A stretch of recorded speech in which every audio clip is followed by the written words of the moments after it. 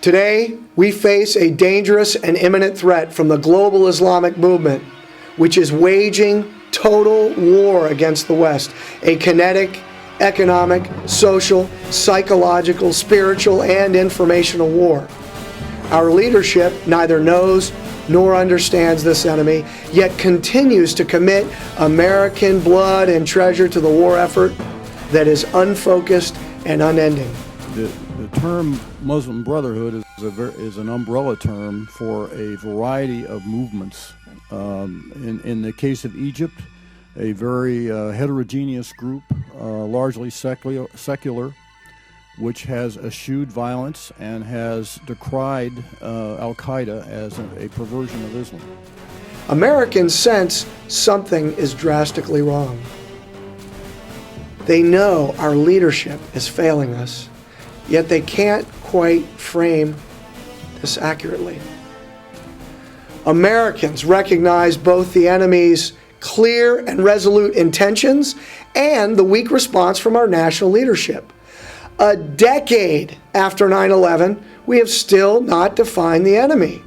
And as Sun Tzu said, if you do not define the enemy, you cannot counter the enemy, and you cannot defeat the enemy. When Americans do get a taste of the truth, they recognize a clear and present danger, and they ask themselves, how did we get here? How is this possible? Yes. How is this possible?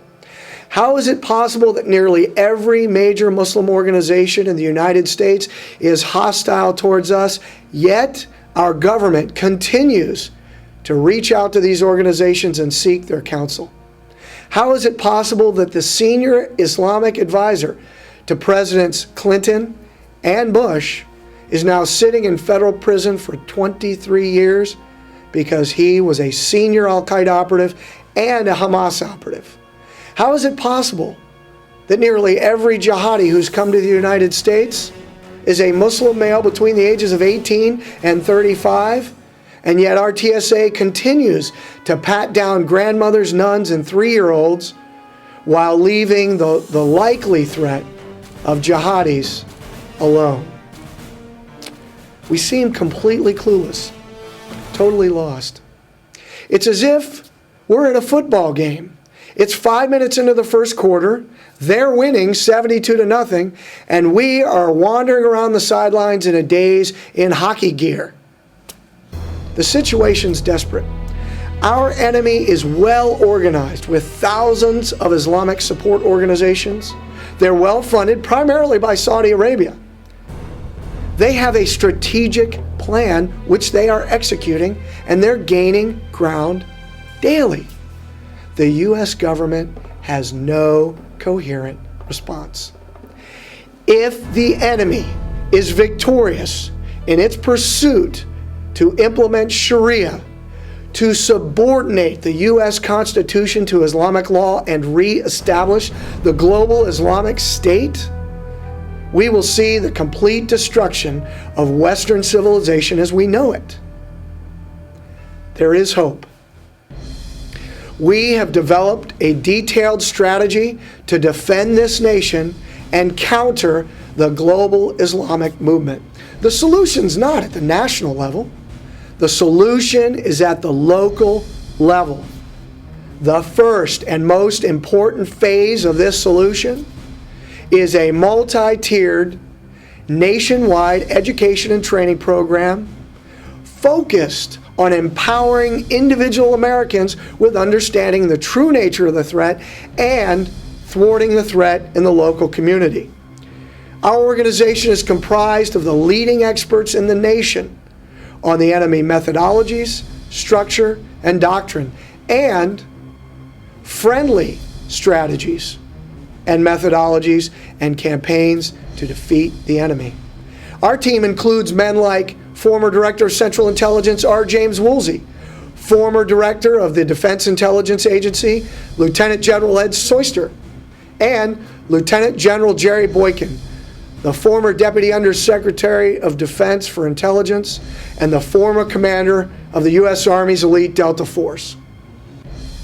Our organization has been leading the counter-jihadi movement in the United States for several years and has opened the eyes of former directors of FBI, CIA, DIA, congressmen, senators, police chiefs, general officers, and many others, nearly all of whom have said they never heard this information until we provided it to them.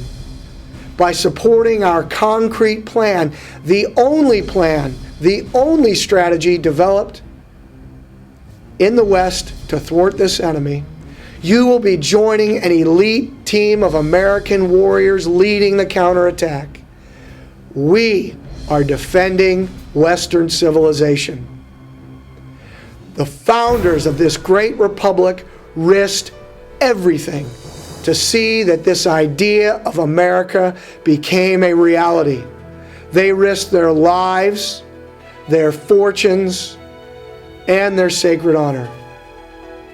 Make no doubt about it, the threat we face today is just as great as the threat that our founders faced over 235 years ago. Many of us have sacrificed our jobs, our life savings, our individual dreams, and many more for the sake of this nation.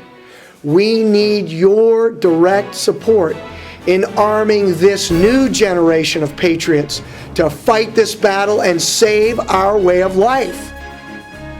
As it was in Lepanto and as it was at the gates of Vienna, so it is now. We must sacrifice everything. We need everyone to sacrifice. Our enemy has unlimited resources while we have very little. We need you to financially support these warriors right now.